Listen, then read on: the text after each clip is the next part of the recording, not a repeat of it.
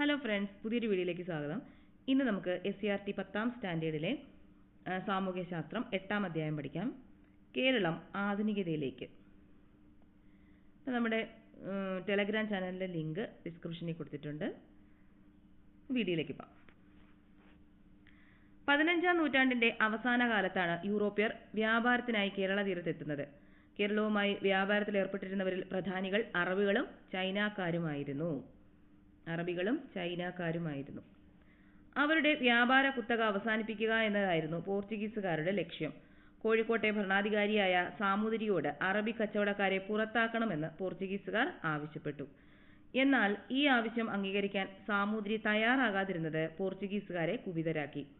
കോഴിക്കോടിന്റെ ശത്രുരാജ്യമായ കൊച്ചിയിൽ താവളമുറപ്പിച്ച് കേരളത്തിൽ ആധിപത്യം നേടാൻ അവർ പരിശ്രമിച്ചു. കുഞ്ഞാലി മരക്കാരുടെ നേതൃത്വത്തിലുള്ള സാമൂതിരിയുടെ നാവികപ്പട പോർച്ചുഗീസുകാർക്കെതിരെ അറബിക്കടലിൽ ശക്തമായ ചെറുത്തുനിൽപ്പുകൾ നടത്തിയെങ്കിലും വിജയിക്കാനായില്ല. ആരാണ് കുഞ്ഞാലി മരക്കാർമാർ? കോഴിക്കോട്ട് ഭരണം നടത്തിയിരുന്ന സാമൂതിരിമാരുടെ നാവികപ്പടയുടെ തലവന്മാരായിരുന്നു കുഞ്ഞാലി മരക്കാർമാർ. കോഴിക്കോട് ജില്ലയിലെ വടകരയ്ക്കടുത്തുള്ള പുതുപ്പണത്തെ മരക്കാർ കോട്ടയായിരുന്നു ഇവരുടെ ആസ്ഥാനം. ഇവർ 4 പേർ ഉണ്ടായിരുന്നു. പോർച്ചുഗീസുകാരുടെ കയ്യിൽ നിന്നും ചാലിയം കോട്ട തിരിച്ചുപിടിക്കാൻ സാമൂതിരിയെ സഹായിച്ചത് കുഞ്ഞാലി മൂന്നാമനാണ്. അപ്പോൾ ചാലിയം കോട്ട പിടിച്ചെടുക്കാൻ സാമൂതിരിയെ സഹായിച്ചതാരാണ്? കുഞ്ഞാലി മൂന്നാമൻ. പ്രീവിയസ് ക്വസ്റ്റ്യൻ ആണ്. ചാലിയം കോട്ടയിലെ വിജയത്തെ പ്രകീർത്തിച്ചുകൊണ്ട് ഖാസി മുഹമ്മദ് 16ാം നൂറ്റാണ്ടിൽ എഴുതിയ അറബി കാവ്യമാണ് ഫത്ഹുൽ മുബീൻ. എന്താണ് ഫത്ഹുൽ മുബീൻ? ഇസ്ലാം മതത്തിനും ഹിന്ദു ധർമ്മത്തിനും വേണ്ടിയൊരുപോലെ പോരാടിയിടും ഹിന്ദുവായുള്ളൊരു രാജാവിനെ കണ്ടു പഠിക്കുവിൻ സുൽത്താൻമാരെ എന്ന വരികൾ അക്കാലത്തെ സാമുദായിക സൗഹാർദ്ദത്തെ സൂചിപ്പിക്കുന്നു. പോർച്ചുഗീസുകാരെ കൂടാതെ ഡച്ചുകാരും ഇംഗ്ലീഷുകാരും ഫ്രഞ്ചുകാരും വ്യാപാര കുത്തക നേടിയെടുക്കുന്നതിന് പരസ്പരം മത്സരിച്ചു. കുരുമുളകിന് വേണ്ടിയായിരുന്നു ഈ മത്സരങ്ങളെല്ലാം. 1663 ഡച്ചുകാർ പോർച്ചുഗീസുകാരെ 1663 ഡച്ചുകാർ പോർച്ചുഗീസുകാരെ കേരളത്തിൽ നിന്നും തുരത്തി.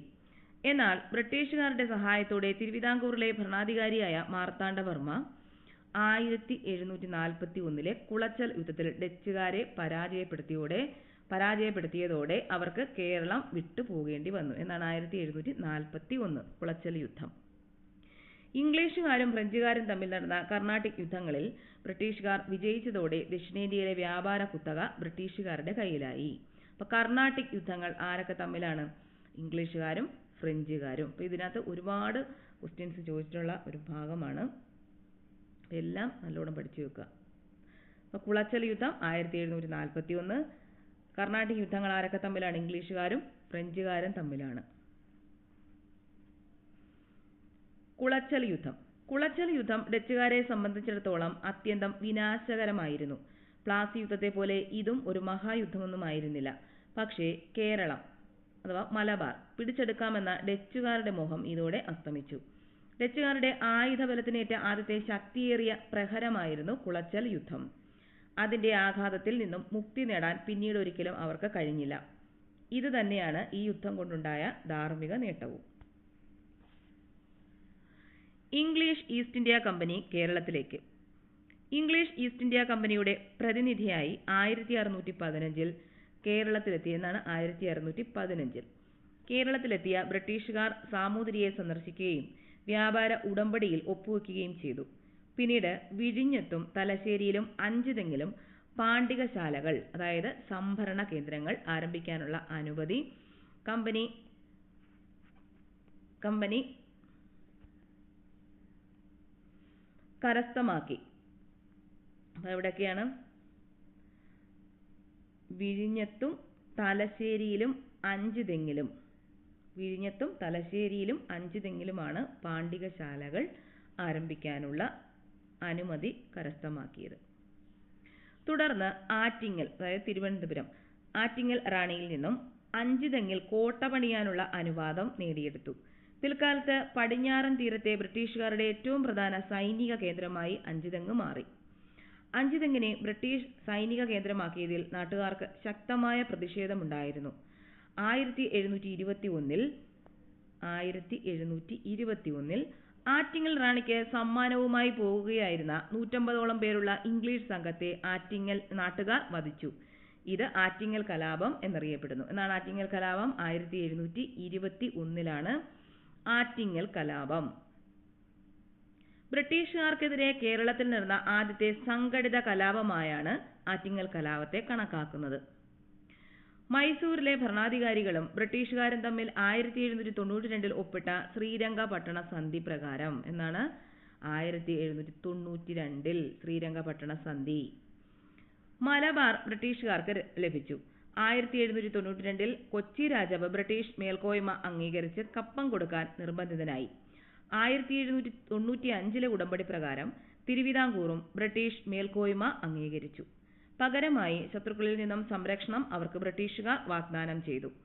അങ്ങനെ മലബാറിൽ നേരിട്ടും കൊച്ചിയിലും തിരുവിതാംകൂറിലും സാമന്ത രാജാക്കന്മാർ വഴിയും ബ്രിട്ടീഷുകാർ ഭരണം നടത്തി. ചുരുക്കത്തിൽ 18-ാം നൂറ്റാണ്ടോടെ കേരളം പൂർണ്ണമായി ബ്രിട്ടീഷ് ആധിപത്യത്തിന് കീഴിലായി. ബ്രിട്ടീഷുകാർക്കെതിരെ നടന്ന ആദ്യകാല ചെറുത്തുനിൽപ്പുകൾ. രാഷ്ട്രീയ ആധിപത്യം കൈക്കലാക്കിയ ബ്രിട്ടീഷുകാർ രാജാക്കന്മാരുടെയും നാടുവാഴികളുടെയും അധികാരത്തിൽ ഇടപെടാൻ തുടങ്ങി. നൂറ്റാണ്ടുകളായി അനുഭവിച്ചുകൊണ്ടിരുന്ന സ്വാതന്ത്ര്യത്തിന്റെയും അവകാശങ്ങളുടെയും മേലുള്ള കൈകടത്തലുകൾ അവർക്ക് ഇഷ്ടമായില്ല. ഇതിനെതിരെ മലബാറിലും കൊച്ചിയിലും തിരുവിതാംകൂറിലും ബ്രിട്ടീഷുകാർക്കെതിരെ ചെറുത്തുനിൽപ്പുകൾ വളർന്നുവന്നു. കേരള സിംഹം. കേരള സിംഹം എന്ന പേരിൽ അറിയപ്പെട്ട പഴശ്ശിരാജയെ ബ്രിട്ടീഷ് രേഖകളിൽ പൈച്ചിരാജ എന്നും കൊട്ടിയോട്ട് രാജ എന്നുമാണ് വിശേഷിപ്പിക്കുന്നത്. പൈച്ചിരാജ, കൊട്ടിയോട്ട് രാജ. ആരെയാണ് പഴശ്ശിരാജയെ ബ്രിട്ടീഷ് രേഖകളിൽ വിശേഷിപ്പിച്ചത്? പഴശ്ശിരാജാവിന്റെ ജീവിതം ഇതിവൃത്തമാക്കി സർദാർ KM പണിക്കർ കേരള സിംഹം എന്ന പേരിൽ ഒരു ചരിത്ര നോവൽ എഴുതിയിട്ടുണ്ട്. ഏതാണ്? സർദാർ KM പണിക്കർ എഴുതിയ നോവലാണ് കേരള സിംഹം. പഴശ്ശിരാജയുടെ ജീവിതം ഇതിവൃത്തമാക്കി സർദാർ KM പണിക്കർ രചിച്ച ചരിത്ര നോവലാണ് കേരള സിംഹം. ബ്രിട്ടീഷുകാർക്ക് പിടികൊടുക്കാതെ തന്റെ വജ്രമോതിരം വിഴുങ്ങി പഴശ്ശിരാജാവ് ആത്മഹത്യ ചെയ്തതായാണ് നോവലിലെ പരാമർശം. പഴശ്ശി കലാപങ്ങൾ. ബ്രിട്ടീഷ് ആധിപത്യത്തിനെതിരെ മലബാറിൽ നടന്ന ശക്തമായ ചെറുത്തുനിൽപ്പിന് നേതൃത്വം നൽകിയത് മലബാറിലെ കോട്ടയം രാജകുടുംബത്തിലെ കേരളവർമ്മ പഴശ്ശിരാജയാണ്. മൈസൂരിലെ ഭരണാധികാരികൾക്കെതിരെ ബ്രിട്ടീഷുകാരെ സഹായിച്ചതിനു പകരമായി കോട്ടയം പ്രദേശത്തെ നികുതി പിരിക്കാനുള്ള അധികാരം ബ്രിട്ടീഷുകാർ പഴശ്ശിരാജയ്ക്ക് വാഗ്ദാനം ചെയ്തിരുന്നു. എന്നാൽ വിജയിച്ച ശേഷം വാഗ്ദാനം നിറവേറ്റാൻ ബ്രിട്ടീഷുകാർ തയ്യാറായില്ല. മാത്രവുമല്ല, വയനാടിനു മേൽ ബ്രിട്ടീഷുകാർ അവകാശവാദം ഉന്നയിക്കുകയും ചെയ്തു. ഇതിനെതിരെ പഴശ്ശിരാജ ജനങ്ങളെ സംഘടിപ്പിച്ച് ബ്രിട്ടീഷുകാർക്കെതിരെ പോരാടി. ചെമ്പൻ പോക്കർ, കൈതേരി അമ്പുനായർ, എടച്ചേന കുങ്കൻ നായർ, വയനാട്ടിലെ കുറിച്യ നേതാവായ തലക്കൽ ചന്തു എന്നിവരുടെ സഹായത്താൽ പഴശ്ശി ശക്തമായ ഒളിപ്പോർ നടത്തി. പോരാട്ടത്തിനിടയിൽ 1805 നവംബർ 30 പഴശ്ശിരാജ വധിക്കപ്പെട്ടു. അപ്പം ആരുടെയൊക്കെ സഹായത്താലാണ് പഴശ്ശി ഒളിപ്പോർ നടത്തിയത്? ചെമ്പൻ പോക്കർ, കൈതേരി അമ്പുനായർ, എടച്ചേന കുങ്കൻ നായർ, വയനാട്ടിലെ കുറിച്യ നേതാവായ തലക്കൽ ചന്തു. പഴശ്ശി സ്മാരകം സ്ഥിതി ചെയ്യുന്നത് മാനന്തവാടിയിലാണ്. പഴശ്ശി സ്മാരകം സ്ഥിതി ചെയ്യുന്നത് എവിടെയാണ്? മാനന്തവാടി. വേലുത്തമ്പിയും പാലിയത്തച്ഛനും. തിരുവിതാംകൂറിന്റെയും കൊച്ചിയുടെയും ആഭ്യന്തര കാര്യങ്ങളിൽ ബ്രിട്ടീഷുകാർ അനിയന്ത്രിതമായി ഇടപെട്ടതിനെതിരെയാണ് ദിവാൻമാരായ വേലുത്തമ്പിയും പാലിയത്തച്ഛനും പ്രതിഷേധിച്ചത്. 1809 ജനുവരി 11 പുറത്തിറക്കിയ 1809 ജനുവരി 11 കുണ്ടറ വിളംബരം എന്നാണ് 1809 ജനുവരി 11. 1809 ജനുവരി 11 പുറത്തിറക്കിയ കുണ്ടറ വിളംബരത്തിലൂടെ വേലുത്തമ്പി ബ്രിട്ടീഷുകാർക്കെതിരെ ആയുധമെടുത്ത് പോരാടാൻ ജനങ്ങളോട് ആഹ്വാനം ചെയ്തു. തിരുവിതാംകൂറിന്റെയും കൊച്ചിയുടെയും സംയുക്ത സൈന്യം ബ്രിട്ടീഷ് പ്രസിഡന്റ് മെക്കാളയുടെ ഔദ്യോഗിക വസതി ആക്രമിച്ചു. പക്ഷേ ബ്രിട്ടീഷ് സൈന്യത്തിന് മുൻപിൽ പിടിച്ചു നിൽക്കാൻ ഇവർക്കായില്ല. പിടിക്കപ്പെടുമെന്ന് ഉറപ്പായപ്പോൾ വേലുത്തമ്പി ദളവ മണ്ണടിയിലെ ക്ഷേത്രത്തിൽ വെച്ച് ആത്മഹത്യ ചെയ്തു. അരിശം തീരാത്ത ബ്രിട്ടീഷുകാർ വേലുത്തമ്പി ദളവയുടെ മൃതശരീരം തിരുവനന്തപുരത്തെ കണ്ണമൂലയിൽ കെട്ടിത്തൂക്കി. പാലിയത്തച്ഛനെ മദ്രാസിലേക്ക് നാടുകടത്തി. പഴശ്ശിരാജ, വേലുത്തമ്പി, പാലിയത്തച്ഛൻ എന്നിവരുടെ പരാജയത്തോടെ ബ്രിട്ടീഷുകാരോടുള്ള നാടുവാഴികളുടെ എതിർപ്പ് അവസാനിച്ചു. എന്നാൽ ജനകീയ ചെറുത്തുനിൽപ്പുകൾ തുടർന്നു. കേരളം ലോക കമ്പോളത്തിന്റെ ഭാഗമാകുന്നു. ഭരണനിയന്ത്രണം ഏറ്റെടുത്തതോടെ ബ്രിട്ടീഷുകാർ ഇവിടുത്തെ ഉൽപ്പന്നങ്ങൾ ചുരുങ്ങിയ വിലയ്ക്ക് കൈക്കലാക്കുകയും അവരുടെ നാട്ടിലുണ്ടാക്കുന്ന വ്യാവസായിക ഉൽപ്പന്നങ്ങൾ ഉയർന്ന വിലയ്ക്ക് ഇവിടെ വിറ്റഴിക്കുകയും ചെയ്തു. ഇതോടെ സ്വയം പര്യാപ്തമായിരുന്ന നമ്മുടെ ഗ്രാമീണ സമ്പദ് വ്യവസ്ഥ തകർന്നു. അങ്ങനെ ബ്രിട്ടീഷ് ഭരണത്തിന് കീഴിൽ വിദേശ വ്യാപാരം വൻതോതിൽ വർദ്ധിച്ചു. കേരളം ലോക കമ്പോളത്തിന്റെ ഭാഗമായി മാറി. അപ്പോൾ കയറ്റുമതി ചെയ്ത സാധനങ്ങൾ, ബ്രിട്ടീഷുകാർ കയറ്റുമതി ചെയ്ത സാധനങ്ങൾ ഏതൊക്കെയാണ്? നാളികേരം, ശർക്കര, കശുവണ്ടി, കുരുമുളക്, അടയ്ക്ക, ഇരുമ്പയിര്. ഇറക്കുമതി ചെയ്ത സാധനങ്ങൾ എന്താണ്? തുണിത്തരങ്ങൾ, മണ്ണെണ്ണ, പുകയില, പഞ്ചസാര, ലോഹ ഉൽപ്പന്നങ്ങൾ. വ്യാപാരം സുഗമമാക്കാൻ മലബാറിലും കൊച്ചിയിലും തിരുവിതാംകൂറിലും നിലനിന്നിരുന്ന വ്യാപാര നിയമങ്ങൾ തങ്ങൾക്കനുകൂലമായി ബ്രിട്ടീഷുകാർ ഭേദഗതി ചെയ്തു. ഏകീകരിച്ച നാണയ വ്യവസ്ഥയും അളവ് തൂക്ക സമ്പ്രദായവും നടപ്പിലാക്കി. റെയിൽപാത. കേരളത്തിലെ ആദ്യത്തെ റെയിൽപാത നിർമ്മിച്ചത് ബ്രിട്ടീഷുകാരാണ്. ബേപ്പൂർ മുതൽ തിരൂർ വരെയാണ് നീണ്ടുകിടക്കുന്ന ഈ റെയിൽപാത 1861 നിർമ്മിച്ചത്. അപ്പം ബേപ്പൂർ തിരൂർ റെയിൽപാത എന്നാണ് നിർമ്മിച്ചത്? 1861. കേരളത്തിലെ ആദ്യത്തെ റെയിൽപാതയാണ്. അസംസ്കൃത വസ്തുക്കൾ കൊണ്ടുപോകുന്നതിനും വ്യവസായ ഉൽപ്പന്നങ്ങൾ വിദൂര ഗ്രാമങ്ങളിൽ പോലും എത്തിക്കുന്നതിനും റെയിൽവേയെ ബ്രിട്ടീഷുകാർ ഉപയോഗപ്പെടുത്തി. വ്യാപാരത്തിനായി ഗതാഗത സൗകര്യങ്ങൾ മെച്ചപ്പെടുത്താൻ റോഡുകളും പാലങ്ങളും റെയിൽ പാളങ്ങളും പണിതു. ചരക്ക് ഗതാഗതം സുഗമമാക്കാൻ കൊച്ചി, കോഴിക്കോട്, ആലപ്പുഴ തുറമുഖങ്ങൾ വികസിപ്പിച്ചു. ഭൂബന്ധങ്ങളിലുണ്ടായ മാറ്റങ്ങൾ. ബ്രിട്ടീഷ് ഭരണം ഭൂമിയുടെ മേൽ വിവിധ ജനവിഭാഗങ്ങൾക്കുണ്ടായിരുന്ന അവകാശങ്ങളിൽ വലിയ മാറ്റം വരുത്തി. പ്രാദേശിക നാടുവാഴികളെയും ജന്മിമാരെയും ഭൂവുടമകളായി കണക്കാക്കുകയും അവർ ബ്രിട്ടീഷുകാർക്ക് കൊടുക്കേണ്ട നികുതി മുൻകൂട്ടി നിശ്ചയിക്കുകയും ചെയ്തു. ജന്മിമാരും നാടുവാഴികളും കുടിയാന്മാരുടെ മേൽ നികുതിഭാരം അടിച്ചേൽപ്പിക്കുകയും കൃഷിക്കാരെ കുടിയൊഴിപ്പിക്കുകയും ചെയ്തു.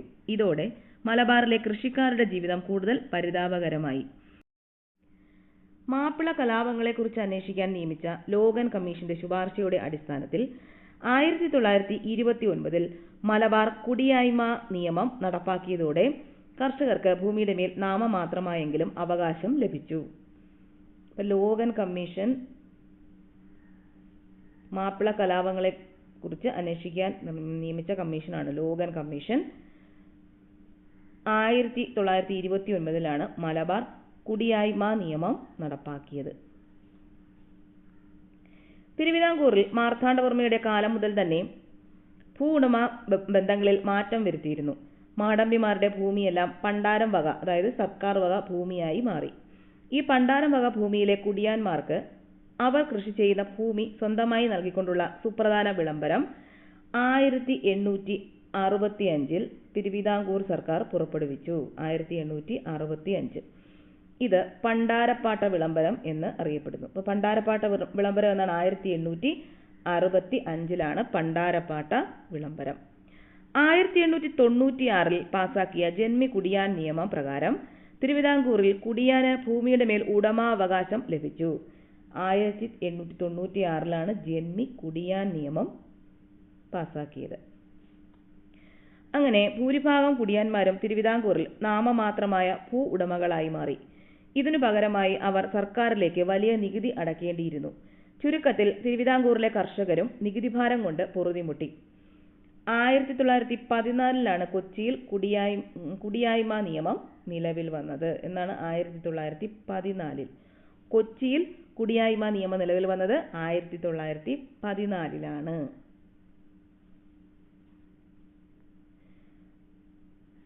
തിരുവിതാംകൂർ 1865 പണ്ടാരപ്പാട്ട വിളംബരം. കൊച്ചിയിൽ 1914 കുടിയായ്മ നിയമം. മലബാറിൽ 1929 മലബാർ കുടിയായ്മ നിയമം. പഠിച്ചു വെച്ചേക്കണം, ചോദിച്ചിട്ടുള്ളതാ. കാർഷിക മേഖലയിലെ വാണിജ്യവൽക്കരണം. ബ്രിട്ടീഷ് ആധിപത്യം കേരളത്തിലെ കാർഷിക രീതിയിൽ വലിയ മാറ്റങ്ങൾക്ക് വഴിതെളിച്ചു. കേരളീയ ഉൽപ്പന്നങ്ങൾക്ക് വിദേശ കമ്പോളങ്ങളിൽ ധാരാളം ആവശ്യക്കാരുണ്ടായിരുന്നു. മലയോര പ്രദേശങ്ങളിൽ കാപ്പി, തേയില, ഏലം, റബ്ബർ എന്നിവ വൻകിട തോട്ടങ്ങളായി കൃഷി ചെയ്യാൻ തുടങ്ങി.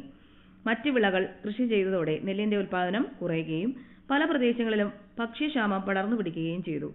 ഇതിനു പരിഹാരമായി മരച്ചീനി കൃഷി വ്യാപിപ്പിച്ചു. ഇതേ കാലത്ത് തന്നെയാണ് ബ്രിട്ടീഷുകാരനായ കൊനോലിയുടെ നേതൃത്വത്തിൽ നിലമ്പൂരിൽ തേക്ക് തോട്ടം ആരംഭിക്കുന്നത്. ഈ തോട്ടങ്ങൾ ഭൂരിഭാഗവും ബ്രിട്ടീഷുകാരുടെ ഉടമസ്ഥതയിലായിരുന്നു.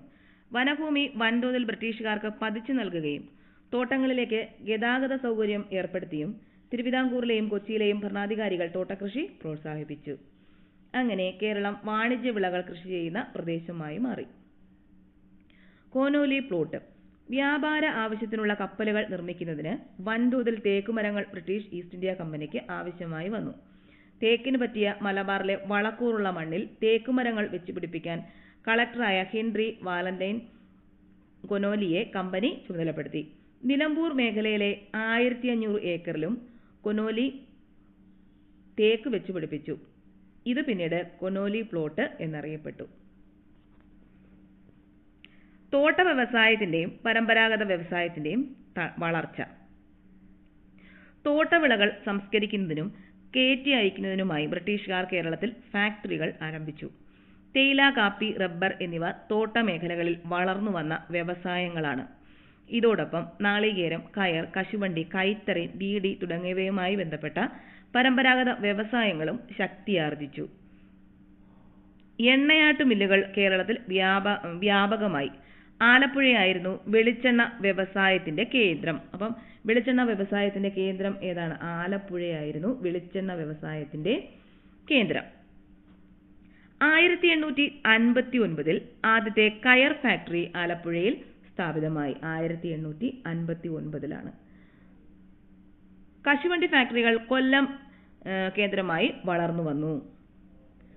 ഫറോക്ക്, കൊല്ലം, ഒല്ലൂർ, തൃശൂർ തുടങ്ങിയ പ്രദേശങ്ങളിൽ ഓട്ട് കമ്പനികളും കണ്ണൂരും കോഴിക്കോടും കൈത്തറി നിർമ്മാണശാലകളും ആരംഭിച്ചു. ബീഡി വ്യവസായം കണ്ണൂർ കേന്ദ്രമായി വളർന്നു വന്നു. ഇതെല്ലാം ഇമ്പോർട്ടൻ്റ് ആണ്. ആധുനിക വ്യവസായങ്ങളുടെ ഉദയം. 20-ാം നൂറ്റാണ്ടിന്റെ പകുതിയോടെയാണ് ആധുനിക വ്യവസായശാലകൾ കേരളത്തിൽ സ്ഥാപിക്കപ്പെടുന്നത്. അവയിൽ ഭൂരിഭാഗവും തിരുവിതാംകൂറിലും കൊച്ചിയിലുമായിരുന്നു. ബ്രിട്ടീഷുകാർ വ്യവസായങ്ങൾക്കാവശ്യമായ സാങ്കേതിക സാമ്പത്തിക സഹായങ്ങൾ നൽകി.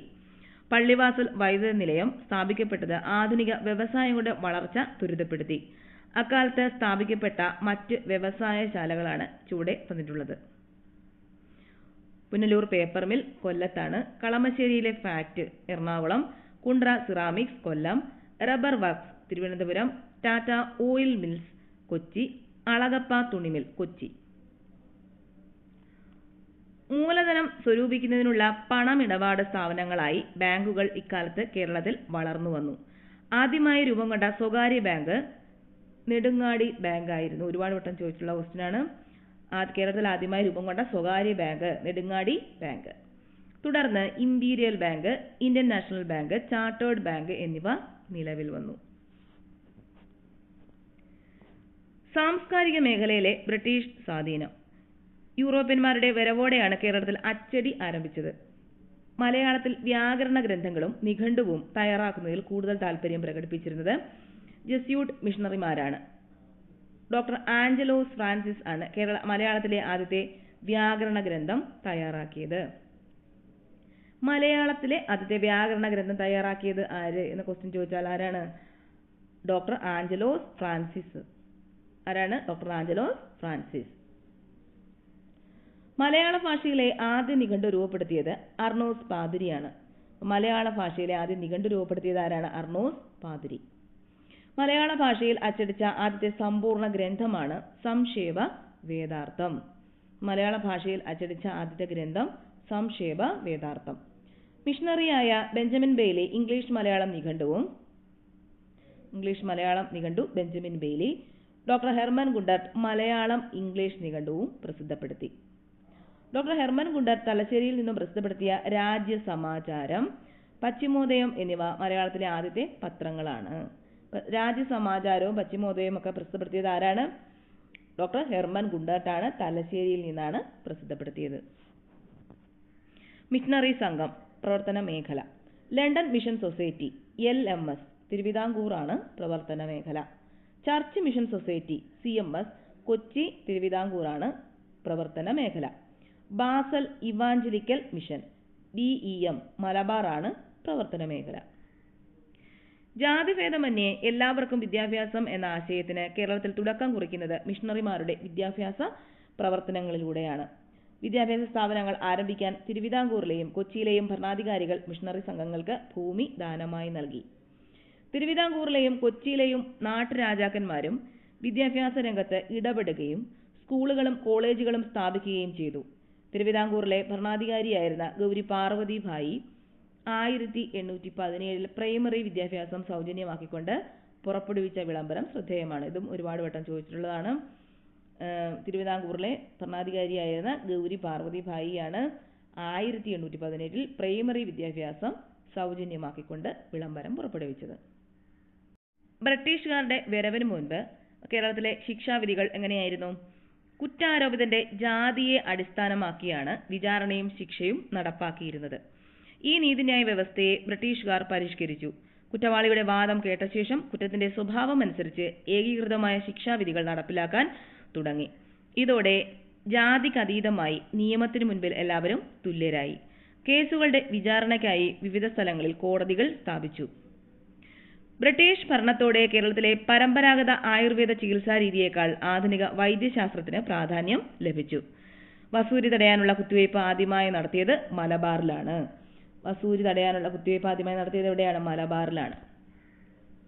ഇക്കാലത്ത് തിരുവിതാംകൂറിലേക്ക് ഇംഗ്ലണ്ടിൽ നിന്നും മരുന്ന് വരുത്താൻ ഒരു കമ്പനിയെ തന്നെ രാജാവ് നിയമിച്ചു. മലബാർ, തിരുവിതാംകൂർ, കൊച്ചി എന്നിവിടങ്ങളിൽ സർക്കാർ ആശുപത്രികൾ ആരംഭിച്ചു. കേരളത്തിലെ ചില സമുദായങ്ങളിൽ നിലനിന്നിരുന്ന പിന്തുടർച്ചാക്രമം മാതാവ് വഴിയുള്ള മരുമക്കത്തായമായിരുന്നു. ഇംഗ്ലീഷ് വിദ്യാഭ്യാസം സിദ്ധിച്ച യുവാക്കൾ ഇതിനെതിരെ ശക്തമായി പ്രതികരിക്കുകയും കോടതികളിൽ വ്യവഹാരങ്ങൾ ഫയൽ ചെയ്യുകയും ചെയ്തു. അങ്ങനെ തിരുവിതാംകൂറിലും മലബാറിലും കൊച്ചിയിലും മരുമക്കത്തായത്തിനെതിരായ നിയമങ്ങൾ നിലവിൽ വന്നു. മക്കത്തായ സമ്പ്രദായത്തിന് ആണ് ഈ നിയമങ്ങൾ ഊന്നൽ നൽകിയത്. ഇതുപ്രകാരം തറവാട്ടിലെ എല്ലാ അംഗങ്ങൾക്കും സ്വത്തിനുമേൽ അവകാശം ലഭിച്ചു. ഇത് തറവാട്, കൂട്ടുകുടുംബം എന്നിവയുടെ തകർച്ചയ്ക്ക് കാരണമായി. കേരളത്തിലെ വിഭവങ്ങൾ ചൂഷണം ചെയ്യാനും ഭരണം സുഗമമാക്കാനുമുള്ള നടപടികളുടെ ഭാഗമായിരുന്നു ഈ പരിഷ്കാരങ്ങളെങ്കിലും കേരളീയ സമൂഹത്തിന്റെ ആധുനീകരണത്തിന് ഇവ സഹായകമായി. പരിഷ്കരണ പ്രസ്ഥാനങ്ങളും സാമൂഹിക മാറ്റങ്ങളും. കേരളം ഒരു ഭ്രാന്താലയം. മലബാറിൽ, അത് കേരളം, ഞാൻ കണ്ടതിനേക്കാൾ കവിഞ്ഞ ഒരു വിഡ്ഢിത്തം ഇതിനു മുമ്പ് എവിടെയും കണ്ടിട്ടില്ല. സവർണ നടക്കുന്ന വഴിയിൽ കൂടി അവർണന് നടന്നുകൂടാ. ഈ മലബാറുകാരെല്ലാം ഭ്രാന്തന്മാരാണ്. അവരുടെ വീടുകൾ അത്രയും ഭ്രാന്താലയങ്ങൾ. സ്വാമി വിവേകാനന്ദനാണിത് പറഞ്ഞത്. ജാതി വ്യവസ്ഥയുടെ കാർക്കശ്യം അക്കാലത്ത് കേരളത്തിൽ ശക്തമായിരുന്നു. താഴ്ന്ന ജാതിക്കാരെ തൊട്ടുകൂടാത്തവരും തീണ്ടിക്കൂടാത്തവരുമായാണ് കണക്കാക്കിയിരുന്നത്. ഒരു വ്യക്തിയുടെ സമൂഹത്തിലെ പദവി തീരുമാനിച്ചിരുന്നത് ജനിച്ച ജാതിയെ അടിസ്ഥാനമാക്കിയായിരുന്നു. ഓരോ ജാതിയിലും ധാരാളം അന്ധവിശ്വാസങ്ങളും അനാചാരങ്ങളും നിലനിന്നിരുന്നു. ആധുനിക വിദ്യാഭ്യാസത്തിന്റെ പ്രചാരവും പാശ്ചാത്യ ആശയങ്ങളോടുള്ള സമ്പർക്കവും മൂലം ജാതി വ്യവസ്ഥിതിയുടെയും അന്ധവിശ്വാസങ്ങളുടെയും യുക്തിരാഹിത്യം കേരളീയർക്ക് ബോധ്യമായി. സമൂഹത്തിലെ അസമത്വങ്ങളും അനാചാരങ്ങളും ഇല്ലാതാക്കുന്നതിനു വേണ്ടി പരിഷ്കരണ പ്രസ്ഥാനങ്ങൾ രൂപം കൊണ്ടു. സാമൂഹിക പരിഷ്കർത്താക്കൾ, പ്രസ്ഥാനങ്ങൾ, പ്രവർത്തനങ്ങൾ നോക്കാം. വൈകുണ്ഠസ്വാമികൾ, സമത്വ സമാജം. വൈകുണ്ഠസ്വാമികൾ എന്താണ് സ്ഥാപിച്ചത്? സമത്വ സമാജം. ചട്ടമ്പി സ്വാമികൾ കൂട്ടുകുടുംബ വ്യവസ്ഥ, സംബന്ധം, മരുമക്കത്തായം എന്നിവയ്ക്കെതിരെ പോരാടി. ശ്രീനാരായണ ഗുരു, ശ്രീനാരായണ ധർമ്മ പരിപാലന യോഗം. കുര്യാക്കോസ് ഏലിയാസ് ചാവറ അനാഥാലയങ്ങളും വിദ്യാലയങ്ങളും സ്ഥാപിച്ചു. അയ്യങ്കാളി സാധുജന പരിപാലന സംഘം. വക്കം അബ്ദുൽ ഖാദർ മൗലവി തിരുവിതാംകൂർ മുസ്ലിം മഹാജനസഭ. വാഗ്വടാനന്ദൻ ആത്മവിദ്യാസംഘം. സഹോദരൻ അയ്യപ്പൻ സഹോദര പ്രസ്ഥാനം. Pandit KP Karuppan Araya Samajam. Mannath Padmanabhan Nair service society. VT Bhattathiripad Yogakshema Sabha. Kumara ഗുരുദേവൻ പ്രത്യക്ഷ രക്ഷ ദൈവസഭ. ദൈവദശകവും ആത്മോപദേശ ശതകവും. ആഴമേറും നിൻ മഹസാമാഴിയിൽ ഞങ്ങളാകവേ ആഴണം വാഴണം നിത്യം വാഴണം വാഴണം സുഖം. അപ്പം ഇത് ശ്രീനാരായണ ഗുരു 100 വർഷം മുമ്പ് രചിച്ച പ്രാർത്ഥനാ ഗീതമായ ദൈവദശകത്തിൽ നിന്നുള്ള വരികളാണ്. ഇനി അവനിവൻ എന്നറിയുന്നതൊക്കെ ഓർത്താൽ അവനിയിൽ ആദിമമായൊരാത്മരൂപം അവനവൻ ആത്മസുഖത്തിനാചരിക്കുന്നവ അപരന് സുഖത്തിനായി വരേണം. അപ്പം ഇത് ആത്മോപദേശ ശതകത്തിലെ 24-ാം ശ്ലോകമാണ്. അപ്പം ഇത് രണ്ടും നല്ലപോലെ നോക്കി വെച്ചേക്കുക. സാമൂഹിക പരിഷ്കരണ പ്രസ്ഥാനങ്ങൾ സാമൂഹിക മാറ്റത്തിനായുള്ള സമരങ്ങൾക്ക് പ്രചോദനമേകി. മാറുമറയ്ക്കാനുള്ള അവകാശത്തിനായി തെക്കൻ തിരുവിതാംകൂറിലെ ചാന്നാർ സ്ത്രീകൾ പോരാട്ടം നടത്തി. ഇതിനെ തുടർന്ന് 1859 ജാക്കറ്റും മേൽമുണ്ടും ധരിക്കാനുള്ള അവകാശം ചാന്നാർ സ്ത്രീകൾക്ക് അനുവദിക്കാൻ ഉത്രം തിരുനാൾ മഹാരാജാവ് നിർബന്ധിതനായി. 1859. 1888 ശ്രീനാരായണ ഗുരു അരുവിപ്പുറത്ത് നടത്തിയ ശിവപ്രതിഷ്ഠ സാമൂഹിക രംഗത്ത് പുതുചലനങ്ങൾ സൃഷ്ടിച്ചു. 1888 അരുവിപ്പുറം പ്രതിഷ്ഠ നടത്തിയത്. ക്ഷേത്ര കർമ്മവും പൂജകളും ചെയ്യാനുള്ള അവകാശം അവർണ സമുദായത്തിൽപ്പെട്ടവർക്കു കൂടി നേടിയെടുക്കാൻ ഇതിലൂടെ കഴിഞ്ഞു. ജാതിഭേദം മതദ്വേഷം ഏതുമില്ലാതെ സർവരും സോദരത്വേന വാഴുന്ന മാതൃകാ സ്ഥാനമാണിത് എന്ന് അരുവിപ്പുറത്ത് ക്ഷേത്രത്തിന് മുൻപിൽ ശ്രീനാരായണ ഗുരു രേഖപ്പെടുത്തി. വിജ്ഞാനത്തിന് പ്രാധാന്യം നൽകിയിരുന്ന ഗുരു ക്ഷേത്രങ്ങളോടനുബന്ധിച്ച് വിദ്യാലയങ്ങളും വായനശാലകളും സ്ഥാപിച്ചു. വിദ്യ കൊണ്ട് പ്രബുദ്ധരാകാനും സംഘടന കൊണ്ട് ശക്തരാകാനും അദ്ദേഹം ഉദ്ബോധിപ്പിച്ചു. വാദിക്കാനും ജയിക്കാനുമല്ല, അറിയാനും അറിയിക്കാനുമാണ് എന്ന പ്രഖ്യാപനത്തോടെ ആലുവയിൽ സർവമത സമ്മേളനം വിളിച്ചുകൂട്ടി. ഉദാത്തമായ മനുഷ്യസ്നേഹത്തിലും സർവമത സാഹോദര്യത്തിലും അധിഷ്ഠിതമായിരുന്നു ശ്രീനാരായണ ഗുരുവിന്റെ സന്ദേശങ്ങളും പ്രവർത്തനങ്ങളും.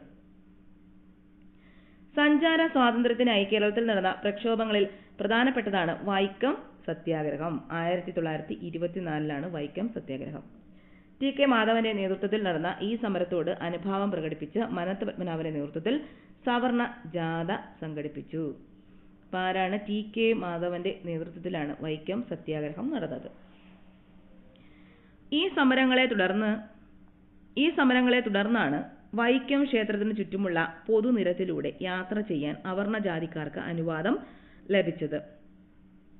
ഗുരുവായൂർ ക്ഷേത്രത്തിൽ എല്ലാ ജാതിയിലും പെട്ട ഹിന്ദുക്കൾക്ക് പ്രവേശനം അനുവദിക്കണമെന്നാവശ്യപ്പെട്ട് കെ. കേളപ്പന്റെ നേതൃത്വത്തിൽ ഗുരുവായൂർ സത്യാഗ്രഹം നടന്നു. 1931 ഗുരുവായൂർ സത്യാഗ്രഹം നടന്നത്. ആരുടെ നേതൃത്വത്തിലാണ്? കെ. കേളപ്പന്റെ നേതൃത്വത്തിൽ.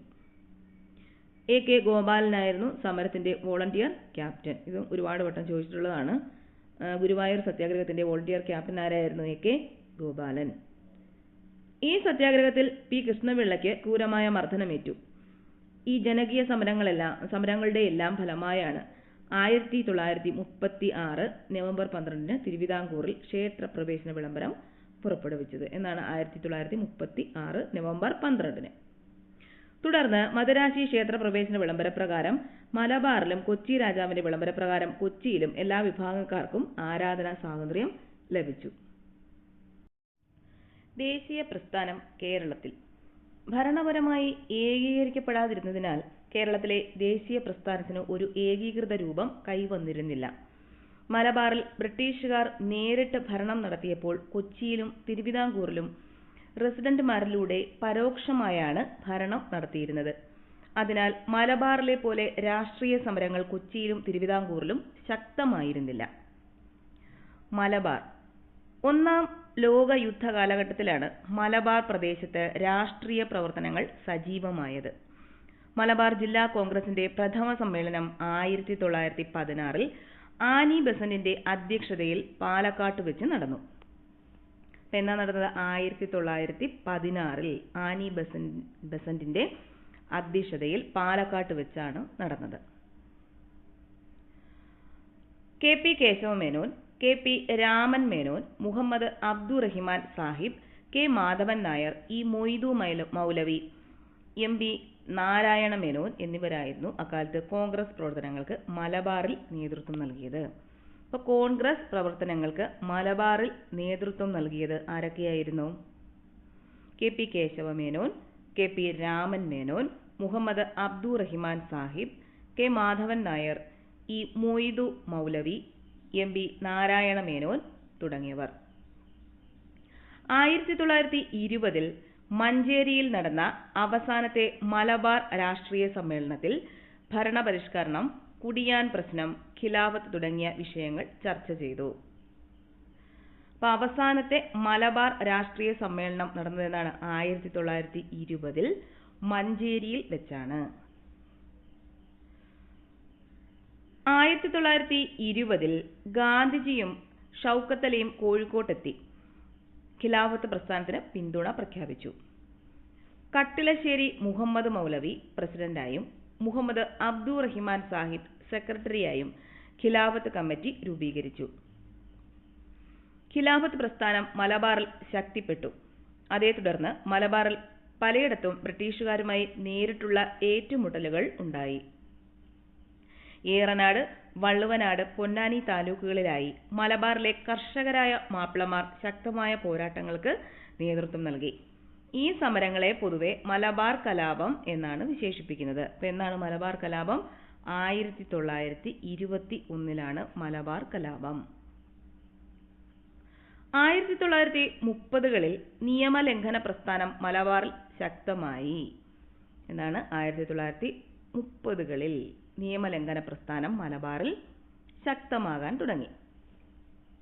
കെ കേളപ്പന്റെ നേതൃത്വത്തിൽ പയ്യന്നൂരിലും മുഹമ്മദ് അബ്ദുറഹിമാന്റെ നേതൃത്വത്തിൽ കോഴിക്കോട്ടും ഉപ്പു നിയമം ലംഘിച്ച് ഉപ്പുണ്ടാക്കി. ആരുടെയൊക്കെ നേതൃത്വത്തിലാണ്? കെ കേളപ്പന്റെ നേതൃത്വത്തിൽ പയ്യന്നൂരിലും മുഹമ്മദ് അബ്ദുറഹിമാന്റെ നേതൃത്വത്തിൽ കോഴിക്കോട്ടും ഉപ്പു നിയമം ലംഘിച്ച് ഉപ്പുണ്ടാക്കി. ഉപ്പു നിയമം ലംഘിച്ച സത്യാഗ്രഹികളെ ബ്രിട്ടീഷ് പട്ടാളം ക്രൂരമായി മർദ്ദിക്കുകയും സമരക്കാരെ അറസ്റ്റ് ചെയ്ത് ജയിലിലടച്ചു. വിദേശ വസ്തു ബഹിഷ്കരണവും മദ്യഷാപ്പ് പിക്കറ്റിങ്ങുകളും ഖാദി പ്രചരണവും നിയമലംഘനത്തിന്റെ ഭാഗമായി നടന്നു. 1934 ഗാന്ധിജി നിയമലംഘന പ്രസ്ഥാനം പിൻവലിച്ചതിൽ പ്രതിഷേധിച്ച് കേരളത്തിലെ കോൺഗ്രസ് പ്രവർത്തകരിൽ ഒരു വിഭാഗം സോഷ്യലിസ്റ്റ് പാർട്ടിക്കാരായി മാറി. 1939 കോൺഗ്രസ് സോഷ്യലിസ്റ്റ് പാർട്ടി കമ്മ്യൂണിസ്റ്റ് പാർട്ടിയായി രൂപപ്പെട്ടു. എന്നാണ്? 1939 കോൺഗ്രസ് സോഷ്യലിസ്റ്റ് പാർട്ടി എന്തായി മാറി? കമ്മ്യൂണിസ്റ്റ് പാർട്ടിയായി രൂപപ്പെട്ടു. EMS, AK Gopalan, P Krishnapillai എന്നിവരായിരുന്നു പ്രമുഖ കമ്മ്യൂണിസ്റ്റ് നേതാക്കന്മാർ. ആരൊക്കെയാണ്? EMS, AK Gopalan, P Krishnapillai. അവർ കർഷകരെയും തൊഴിലാളികളെയും സംഘടിപ്പിച്ച് ജന്മിത്തത്തിനും ബ്രിട്ടീഷ് സാമ്രാജ്യത്വത്തിനുമെതിരെ സമര സജ്ജരാക്കി. കയ്യൂർ, മൊറാഴ, കരിവെള്ളൂർ എന്നിവിടങ്ങളിൽ കർഷക സംഘത്തിന്റെ നേതൃത്വത്തിൽ സമരങ്ങൾ നടന്നു. എവിടൊക്കെയാണ്? കയ്യൂർ, മൊറാഴ, കരിവെള്ളൂർ തുടങ്ങിയ സ്ഥലങ്ങളിലാണ് കർഷക സംഘത്തിന്റെ നേതൃത്വത്തിൽ സമരങ്ങൾ നടന്നത്. ക്വിറ്റ് ഇന്ത്യ സമരകാലത്ത് സർക്കാർ കെട്ടിടങ്ങൾ നശിപ്പിക്കുക, പാലങ്ങൾ തകർക്കുക, ടെലഗ്രാഫ് കമ്പികൾ മുറിച്ചിടുക തുടങ്ങിയ പ്രവർത്തനങ്ങൾ മലബാറിലുണ്ടായി. ഇതിൽ പ്രധാനപ്പെട്ടതാണ് കീഴരിയൂർ ബോംബ് കേസ്. ഫാറൂഖ് പാലം തകർക്കാൻ KB മേനോൻ, കുഞ്ഞിരാമക്കിടാവ് എന്നിവരുടെ നേതൃത്വത്തിൽ ഗൂഢാലോചന നടന്നു എന്നാരോപിച്ച് 27 പേരെ പ്രതി ചേർത്ത് കേസ് ഫയൽ ചെയ്തു. അപ്പോൾ ഇവിടെ 2 കാര്യങ്ങളുണ്ട്. പൂക്കോട്ടൂർ യുദ്ധം. നിസ്സഹരണവും ഖിലാഫത്തും ശക്തമായ മലബാറിൽ 1921 മലബാർ കലാപത്തിന്റെ ഭാഗമായി നടന്ന പ്രധാന സംഭവമാണ് പൂക്കോട്ടൂർ യുദ്ധം. അപ്പോൾ 1921 മലബാർ കലാപത്തിന്റെ ഭാഗമായി നടന്ന പ്രധാന സംഭവം ഏതാണ്? പൂക്കോട്ടൂർ യുദ്ധം. പൂക്കോട്ടൂരിലെ ഖിലാഫത്ത് കമ്മിറ്റിയുടെ സെക്രട്ടറിയായ വടക്കേ വീട്ടിൽ മുഹമ്മദിനെ മോഷണക്കുറ്റം ചുമത്തി അറസ്റ്റ് ചെയ്യാൻ ബ്രിട്ടീഷ് പോലീസ് ശ്രമിച്ചതോടെയാണ് കലാപം ആരംഭിച്ചത്. 3000-ലധികം ആളുകൾ പങ്കെടുത്ത കലാപം അമർച്ച ചെയ്യാൻ ബ്രിട്ടീഷ് ഗവൺമെന്റ് ഏറെ പ്രയാസപ്പെട്ടു. യുദ്ധത്തിൽ 100 കണക്കിന് പേർ കൊല്ലപ്പെട്ടു. ചേറ്റൂർ ശങ്കരൻ നായർ. ഇന്ത്യൻ നാഷണൽ കോൺഗ്രസിന്റെ അധ്യക്ഷ പദവിയിലിരുന്ന ഒരേ ഒരു മലയാളിയാണ് പാലക്കാട്ടുകാരനായ ചേറ്റൂർ ശങ്കരൻ നായർ. ചേറ്റൂർ ശങ്കരൻ നായരെ കുറിച്ച് പ്രത്യേകത എന്താണ്? ഇന്ത്യൻ നാഷണൽ കോൺഗ്രസിന്റെ അധ്യക്ഷ പദവിയിലിരുന്ന ഒരേ ഒരു മലയാളി. 1897 അമരാവതി സമ്മേളനത്തിലാണ് അദ്ദേഹം പ്രസിഡന്റായി തിരഞ്ഞെടുക്കപ്പെട്ടത്. അപ്പോൾ ഏത് സമ്മേളനത്തിലാണ്? 1897 അമരാവതി സമ്മേളനത്തിലാണ് ചേറ്റൂർ ശങ്കരൻ നായർ പ്രസിഡന്റായി തിരഞ്ഞെടുക്കപ്പെട്ടത്. ജാലിയൻ വാലാബാഗ് കൂട്ടക്കൊലയിൽ പ്രതിഷേധിച്ച് അദ്ദേഹം വൈസ്രോയിയുടെ എക്സിക്യൂട്ടീവ് കൗൺസിൽ അംഗത്വം രാജിവെച്ചു. ഗാന്ധിയൻ സമരമാർഗങ്ങളോട് കടുത്ത വിയോജിപ്പ് പ്രകടിപ്പിച്ച അദ്ദേഹം ഗാന്ധിയും അരാജകത്വവും എന്ന ഗ്രന്ഥം രചിച്ചു. അപ്പൊ ഗാന്ധിയും അരാജകത്വവും എന്ന ഗ്രന്ഥം രചിച്ചത് ആരാണ്? ചേറ്റൂർ ശങ്കരൻ നായരാണ്.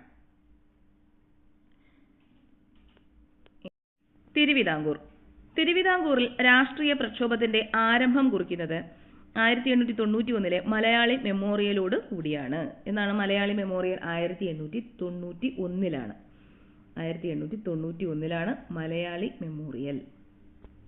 സർക്കാർ ജോലികളിൽ തിരുവിതാംകൂറുകാർക്ക് മതിയായ പ്രാതിനിധ്യം ആവശ്യപ്പെട്ട് ബാരിസ്റ്റർ G.P. പിള്ളയുടെ നേതൃത്വത്തിൽ 10,000-ലധികം പേർ ഒപ്പിട്ട മെമ്മോറാണ്ടം മഹാരാജാവിന് സമർപ്പിച്ചു. ആരുടെ നേതൃത്വത്തിലാണ്? Barrister G.P. പിള്ളയുടെ നേതൃത്വത്തിൽ. ഇത് മലയാളി മെമ്മോറിയൽ എന്നറിയപ്പെട്ടു. 1896 ഡോക്ടർ പൽപ്പു ഈഴവർ അനുഭവിക്കുന്ന പ്രയാസങ്ങൾ ചൂണ്ടിക്കാണിച്ച് ഈഴവ മെമ്മോറിയലും മഹാരാജാവിന് സമർപ്പിച്ചു. അപ്പോൾ മലയാളി മെമ്മോറിയൽ എന്നാണ് 1896 ഈഴവ മെമ്മോറിയൽ. മലയാളി മെമ്മോറിയൽ എന്നാണ് 1891 ആരുടെ നേതൃത്വത്തിലാണ് കൊടുത്തത്? Barrister G.P. പിള്ളയുടെ നേതൃത്വത്തിൽ. ഈഴവ മെമ്മോറിയൽ 1896 പൽപ്പുവിന്റെ നേതൃത്വത്തിലാണ് രാജാവിന് സമർപ്പിച്ചത്. തിരുവിതാംകൂർ ദിവാനെ വിമർശിച്ചതിന്റെ പേരിൽ സ്വദേശാഭിമാനി പത്രത്തിന്റെ പത്രാധിപരായ രാമകൃഷ്ണ പിള്ളയെ നാടുകടത്തിയത് വലിയ രാഷ്ട്രീയ ചലനങ്ങൾ സൃഷ്ടിച്ചു. തിരുവിതാംകൂറിൽ ഉടനീളം വിദ്യാർത്ഥി പ്രക്ഷോഭങ്ങൾ വളർന്നുവന്നു. സർക്കാർ ഉദ്യോഗങ്ങളിലും നിയമസഭയിലും ജനസംഖ്യ ആനുപാതികമായി സംവരണം വേണമെന്നാവശ്യപ്പെട്ട് ക്രിസ്ത്യൻ, മുസ്ലിം, ഈഴവ സമുദായക്കാർ 1932 നിവർത്തന പ്രക്ഷോഭം ആരംഭിച്ചു. അപ്പം നിവർത്തന പ്രക്ഷോഭം എന്നാണ് ആരംഭിച്ചത്? 1932 N.V. Joseph, P.K. കുഞ്ഞ്, C. കേശവൻ എന്നിവരുടെ നേതൃത്വത്തിലാണ് ഉത്തരവാദ ഭരണത്തിനായുള്ള ഈ സമരം നടന്നത്. അപ്പം ആരുടെ നേതൃത്വത്തിലാണ് നിവർത്തന പ്രക്ഷോഭം നടന്നത്? N.V. Joseph, P.K. കുഞ്ഞ്, C. കേശവൻ. ആരൊക്കെയാണ്? N.V. Joseph, P.K. കുഞ്ഞ്, C. കേശവൻ.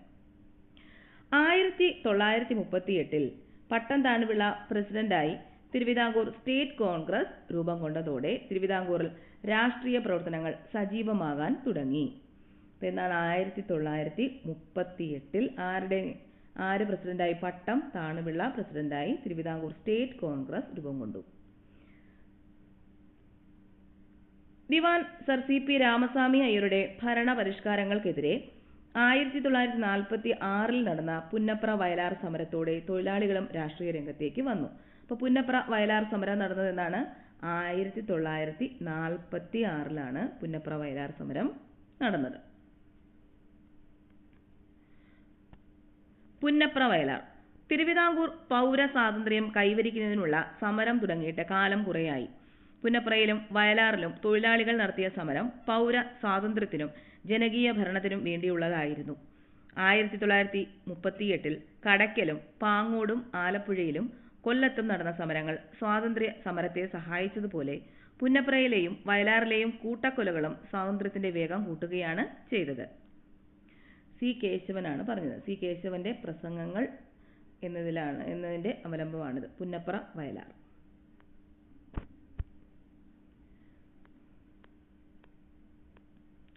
കൊച്ചി ദിവാനായ ഷൺമുഖം ചെട്ടി വൈദ്യുതി വിതരണം സ്വകാര്യ കമ്പനിയെ ഏൽപ്പിച്ചതിനെതിരെ നടന്ന ഇലക്ട്രിസിറ്റി സമരത്തോടെയാണ്. അപ്പോൾ ഇലക്ട്രിസിറ്റി സമരം നടന്ന എന്നാണ്? 1936 ഇലക്ട്രിസിറ്റി സമരം നടന്നത്. കൊച്ചിയിൽ ഉത്തരവാദ ഭരണത്തിനായുള്ള പ്രക്ഷോഭങ്ങൾ ആരംഭിക്കുന്നത്. എന്നാൽ തിരുവിതാംകൂറിലെ പോലെ കൊച്ചിയിൽ പ്രക്ഷോഭങ്ങൾ ശക്തമായിരുന്നില്ല. 1941 S. നീലകണ്ഠ അയ്യർ, B.R. കൃഷ്ണൻ എഴുത്തച്ഛൻ എന്നിവരുടെ നേതൃത്വത്തിൽ കൊച്ചി രാജ്യ പ്രജാമണ്ഡലം രൂപീകൃതമായ ശേഷം രാഷ്ട്രീയ സമരങ്ങൾ ശക്തിപ്പെട്ടു വന്നു. അപ്പോൾ കൊച്ചി രാജ്യ പ്രജാമണ്ഡലം രൂപീകരിച്ചത് ആരുടെ നേതൃത്വത്തിലാണ്? S. നീലകണ്ഠ അയ്യർ, B.R. കൃഷ്ണൻ എഴുത്തച്ഛൻ. എന്നാണ്? 1941 കൊച്ചി രാജ്യ പ്രജാമണ്ഡലം രൂപീകരിച്ചത്. 1941 E. ഇക്കണ്ട വാര്യർ, പനമ്പള്ളി ഗോവിന്ദമേനോൻ, കെ അയ്യപ്പൻ തുടങ്ങിയവരായിരുന്നു കൊച്ചി രാജ്യ പ്രജാമണ്ഡലത്തിന്റെ പ്രവർത്തനങ്ങൾക്ക് നേതൃത്വം നൽകിയത്. അപ്പോൾ കൊച്ചി രാജ്യ പ്രജാമണ്ഡലത്തിന്റെ പ്രവർത്തനങ്ങൾക്ക് നേതൃത്വം നൽകിയത് ആരൊക്കെയാണ്? ഇ ഇക്കണ്ട വാര്യർ, പനമ്പള്ളി ഗോവിന്ദമേനോൻ, കെ അയ്യപ്പൻ. നമ്മുടെ നാട്ടിലെ സാമ്പത്തിക വ്യവസ്ഥ ഏറ്റവും അതൃപ്തികരമായ ഒന്നാണ്. ഒരു വശത്ത് കുബേരന്മാർ സുഖിക്കുകയും മറുവശത്ത് 80% ആളുകളും ദുരിതം അനുഭവിക്കുകയുമാണ് ചെയ്യുന്നത്. ഈ സാമ്പത്തിക വ്യവസ്ഥ കൊണ്ട് പട്ടിണിയും പരിവട്ടവും ആയിട്ടാണ് നമ്മുടെ ആളുകൾ കഴിയുന്നത്. ഈ സാമ്പത്തിക വ്യവസ്ഥ മാറാതെ തിരുവിതാംകൂറിൽ ഒരു ഭരണകൂടത്തിന് ജീവിക്കുവാൻ സാധ്യമല്ല. ഒരു സ്ഥിതി സമീകരണം കൊണ്ട് മാത്രമേ സാമ്പത്തിക വ്യവസ്ഥ മാറുകയുള്ളൂ. ഭാവി തിരുവിതാംകൂർ ഒരു സോഷ്യലിസ്റ്റ് തിരുവിതാംകൂർ ആയാൽ മാത്രമേ തിരുവിതാംകൂറിന് നിലനിൽക്കാൻ സാധ്യമുള്ളൂ. അത് മാറുന്നത് ഒരു രക്തച്ചൊരിച്ചിലിൽ കൊണ്ട് മാത്രമേ സാധ്യമാകൂ എന്ന് ഞാൻ വിചാരിക്കുന്നില്ല. ഏത് സാമ്പത്തിക നീതിയും സമാധാനപരമായിരിക്കണം. വർക്കല ക്ഷേത്ര മൈതാനത്ത് വെച്ച് കൂടിയ സ്റ്റേറ്റ് കോൺഗ്രസ് യോഗത്തിൽ മിസ് ആനി മസ്ക്രീൻ ചെയ്ത പ്രസംഗം. ആനി മസ്ക്രീന്റെ പ്രസംഗത്തിലെ ഭാഗമാണ് കൊടുത്തിരിക്കുന്നത്. സ്ത്രീകളും ദേശീയ പ്രസ്ഥാനവും. സ്ത്രീകളും കേരളമൊട്ടാകെ രാഷ്ട്രീയ പ്രക്ഷോഭങ്ങളിൽ സജീവമായി പങ്കെടുക്കുകയും അവരുടെ രാഷ്ട്രീയ ബോധം പ്രകടിപ്പിക്കുകയും ചെയ്തിരുന്നു. വിദേശ വസ്ത്ര ബഹിഷ്കരണം, മദ്യഷാപ്പ് പിക്കറ്റിംഗ്, അയിത്തോച്ചാടനം, ഹരിജനോദ്ധാരണം, ഖാദി പ്രചരണം എന്നിവ സ്ത്രീ പങ്കാളിത്തം കൊണ്ട് ശ്രദ്ധേയമായിരുന്നു. 1931 കോൺഗ്രസിന്റെ വടകര സമ്മേളനത്തിന്റെ ഭാഗമായി മഹിളാ സമ്മേളനം ചേർന്നു. അത് കേരളത്തിലെ ആദ്യത്തെ മഹിളാ സമ്മേളനമായാണ് അറിയപ്പെട്ടത്. അപ്പോൾ ആദ്യത്തെ മഹിളാ സമ്മേളനം എന്നാണ് നടന്നത്? 1931 വടകരയിൽ വെച്ചാണ് നടന്നത്. 1931 മലബാറിൽ എ വി കുട്ടിമാളു അമ്മയും തിരുവിതാംകൂറിൽ അക്കാമ ചെറിയാൻ, ആനി മസ്ക്രീൻ തുടങ്ങിയവരും ദേശീയ പ്രക്ഷോഭത്തിന് നേതൃത്വം നൽകി. ആരൊക്കെയാണ്? മലബാറിൽ എ വി കുട്ടിമാളു അമ്മ, തിരുവിതാംകൂറിൽ അക്കാമ ചെറിയാൻ, ആനി മസ്ക്രീൻ തുടങ്ങിയവരാണ് ദേശീയ പ്രക്ഷോഭത്തിന് നേതൃത്വം നൽകിയത്. കൗമുദിയെപ്പറ്റി ഗാന്ധിജി. ഹരിജനോദ്ധാരണത്തിന്റെ ഭാഗമായി ഞാൻ വടകരയിൽ സംസാരിക്കുമ്പോൾ ആഭരണങ്ങൾ സംഭാവനയായി നൽകണമെന്ന് സ്ത്രീജനങ്ങളോട് ആവശ്യപ്പെട്ടിരുന്നു. പ്രസംഗം നിർത്തിയ ഉടനെ 16-കാരിയായ കൗമുദി എന്ന പെൺകുട്ടി പ്ലാറ്റ്ഫോമിലേക്ക് കയറി വന്നു. അവൾ കയ്യിലെ വള അഴിച്ചു തന്നുകൊണ്ട് എന്നോട് ഓട്ടോഗ്രാഫ് ആവശ്യപ്പെട്ടു. ഞാനത് നൽകാൻ ഒരുങ്ങുകയായിരുന്നു. അപ്പോൾ അവൾ മറ്റേ വളയും അഴിച്ചു തന്നു. ഞാൻ പറഞ്ഞു, നീ 2 വളകളും എനിക്ക് തരണമെന്നില്ല. സ്വർണ്ണ നെക്ലസ് ഉരുത്തന്നുകൊണ്ടാണ് അവൾ അതിന് മറുപടി പറഞ്ഞത്. അവൾ ആളുകളുടെ ആഹ്ലാദ ആരവങ്ങൾക്കിടെ തന്റെ കർണാഭരണങ്ങൾ കൂടി അഴിച്ചു തന്നു. ഈ ആഭരണങ്ങൾക്ക് പകരം ആഭരണങ്ങൾ വാങ്ങി അണിയേണ്ടതില്ലെന്ന് ഞാൻ കൗമുദിയെ ഓർമ്മിപ്പിച്ചു. നിന്റെ ത്യാഗം നീ ഉപേക്ഷിച്ച ആഭരണങ്ങളെക്കാൾ സത്യസന്ധമായ ആഭരണങ്ങളാണ്. ഐക്യ കേരളത്തിലേക്ക്. ഒരേ ഭാഷ സംസാരിച്ചിരുന്നവരെങ്കിലും മലയാളികൾ 3 വ്യത്യസ്ത ഭരണ മേഖലകളായി ഭിന്നിച്ചു കിടക്കുകയായിരുന്നു. 1920 നാഗ്പൂരിൽ ചേർന്ന കോൺഗ്രസ് സമ്മേളനം ഭാഷാടിസ്ഥാനത്തിൽ സംസ്ഥാന കോൺഗ്രസ് കമ്മിറ്റികൾ രൂപീകരിക്കാൻ തീരുമാനിച്ചു. ഇതിന്റെ അടിസ്ഥാനത്തിൽ 1921 ഏപ്രിൽ 23 മുതൽ 26 വരെ ഒറ്റപ്പാലത്ത് വെച്ച് 1-ാം കേരള സംസ്ഥാന രാഷ്ട്രീയ സമ്മേളനം നടന്നു. ഇപ്പോൾ 1-ാം കേരള സംസ്ഥാന രാഷ്ട്രീയ സമ്മേളനം നടന്നത് എന്നാണ്? 1921 ഏപ്രിൽ 23 മുതൽ 26 വരെ ഒറ്റപ്പാലത്ത് വെച്ചാണ്. ആന്ധ്ര കേസരി എന്നറിയപ്പെടുന്ന ബാരിസ്റ്റർ ടി പ്രകാശമായിരുന്നു ഈ സമ്മേളനത്തിന്റെ അധ്യക്ഷൻ. അപ്പോൾ ആന്ധ്ര കേസരി എന്നറിയപ്പെടുന്നത് ആരാണ്? ബാരിസ്റ്റർ ടി പ്രകാശം. തുടർന്ന് തിരുവിതാംകൂർ, കൊച്ചി, മലബാർ പ്രദേശങ്ങളെ ഉൾപ്പെടുത്തി കേരള പ്രദേശ് കോൺഗ്രസ് കമ്മിറ്റി നിലവിൽ വന്നു. ജവഹർലാൽ നെഹ്റുവിന്റെ അധ്യക്ഷതയിൽ ചേർന്ന പയ്യന്നൂർ കോൺഗ്രസ് സമ്മേളനത്തിൽ സ്വാതന്ത്ര്യത്തിന് ശേഷം കേരളത്തെ ഒരു പ്രത്യേക സംസ്ഥാനമായി പുനഃസംഘടിപ്പിക്കണമെന്ന പ്രമേയം അവതരിപ്പിച്ചു. 1947 കേളപ്പന്റെ അധ്യക്ഷതയിൽ തൃശൂരിൽ ചേർന്ന ഐക്യ കേരള കൺവെൻഷനിലും സ്വാതന്ത്ര്യ പ്രാപ്തിക്ക് ശേഷം ആലുവയിൽ വെച്ച് ചേർന്ന ഐക്യ കേരള സമ്മേളനത്തിലും ഐക്യ കേരള പ്രമേയം പാസാക്കി. അപ്പോൾ എവിടെയൊക്കെ വെച്ചാണ്? 1947 കേളപ്പന്റെ അധ്യക്ഷതയിൽ തൃശൂരിൽ ചേർന്ന ഐക്യ കേരള കൺവെൻഷനിലും സ്വാതന്ത്ര്യപ്രാപ്തിക്ക് ശേഷം ആലുവയിൽ വെച്ച് ചേർന്ന ഐക്യ കേരള സമ്മേളനത്തിലും ഐക്യ കേരള പ്രമേയം പാസാക്കി. ഇതേ തുടർന്ന് 1949 ജൂലൈ 1 തിരുവിതാംകൂറിനെയും കൊച്ചിയെയും സംയോജിപ്പിച്ച് തിരുക്കൊച്ചി സംസ്ഥാനം രൂപീകരിച്ചു. അപ്പോൾ തിരുക്കൊച്ചി സംസ്ഥാനം രൂപീകരിച്ചത് എന്നാണ് 1949 ജൂലൈ 1-ന്. മലയാളം സംസാരിക്കുന്ന പ്രദേശങ്ങളെ ഉൾപ്പെടുത്തി കേരളം രൂപീകരിക്കണമെന്ന് EMS നമ്പൂതിരിപ്പാട് 1.25 കോടി മലയാളികൾ എന്ന ഗ്രന്ഥത്തിൽ സൂചിപ്പിക്കുകയുണ്ടായി. അപ്പോൾ EMS നമ്പൂതിരിപ്പാടിൻ്റെ ഗ്രന്ഥം ഏതാണ്? 1.25 കോടി മലയാളികൾ. ഭാഷാ അടിസ്ഥാനത്തിൽ സംസ്ഥാന രൂപീകരണത്തിനായി പ്രക്ഷോഭങ്ങൾ ശക്തമായതിനെ തുടർന്ന് കേന്ദ്ര ഗവൺമെന്റ് സംസ്ഥാന പുനഃസംഘടനാ കമ്മീഷൻ രൂപീകരിച്ചു. കമ്മീഷന്റെ ശുപാർശ പ്രകാരം മലബാർ, തിരുവിതാംകൂർ, കൊച്ചി പ്രദേശങ്ങൾ ഉൾപ്പെടുത്തി 1956 നവംബർ 1-ന് കേരള സംസ്ഥാനം രൂപീകൃതമായി. 1956 നവംബർ 1. തിരുവിതാംകൂറിന്റെ ഭാഗമായിരുന്ന തോവാള, അഗസ്തീശ്വരം, കൽക്കുളം, വിളവൻകോട് എന്നീ താലൂക്കുകൾ മദുരാശി സംസ്ഥാനത്തിന് വിട്ടുകൊടുത്തു. അപ്പോൾ ഏതൊക്കെയാ? തോവാള, അഗസ്തീശ്വരം, കൽക്കുളം, വിളവൻകോട് ഈ താലൂക്കുകളാണ് മദുരാശി സംസ്ഥാനത്തിന് വിട്ടുകൊടുത്തത്. തെക്കൻ കർണാടകത്തിന്റെ ഭാഗമായിരുന്ന കാസർഗോഡ്, ഹോസ്ദുർഗ് താലൂക്കുകൾ കേരളത്തോട് കൂട്ടിച്ചേർക്കപ്പെട്ടു. കേരളത്തോട് കൂട്ടിച്ചേർക്കപ്പെട്ടത് ഏതൊക്കെയാണ്? കാസർഗോഡ്, ഹോസ്ദുർഗ് താലൂക്കുകൾ കേരളത്തോട് കൂട്ടിച്ചേർക്കപ്പെട്ടു. മദുരാശി സംസ്ഥാനത്തിന് വിട്ടുകൊടുത്തത് ഏതൊക്കെയാണ്? തോവാള, അഗസ്തീശ്വരം, കൽക്കുളം, വിളവൻകോട്. ഇത് പരീക്ഷയ്ക്ക് ചോദിച്ചിട്ടുള്ളതാണ്. ഐക്യ കേരള പ്രതിജ്ഞ എഴുതിയതാരാണ്? NV കൃഷ്ണവാര്യരാണ്. കേരളം ആധുനികതയിലേക്ക്. ഇപ്പോൾ കേരളം ആധുനികതയിലേക്ക് വന്നതിൻ്റെ ഒരു ചുരുക്ക രൂപമാണ് കാണിച്ചിരിക്കുന്നത്. ആദ്യം യൂറോപ്യരുടെ വരവ്. പോർച്ചുഗീസുകാർ, ഡച്ചുകാർ, ഇംഗ്ലീഷുകാർ, ഫ്രഞ്ചുകാർ. ആദ്യകാല ചെറുത്തുനിൽപ്പുകൾ. പഴശ്ശിരാജ, വേലുത്തമ്പി, പാലിയത്തച്ഛൻ. സാമ്പത്തിക മാറ്റങ്ങൾ. ലോക കമ്പോളത്തിന്റെ ഭാഗമായി ഭൂബന്ധങ്ങളിലെ മാറ്റങ്ങൾ. കൃഷിയുടെ വാണിജ്യവൽക്കരണം.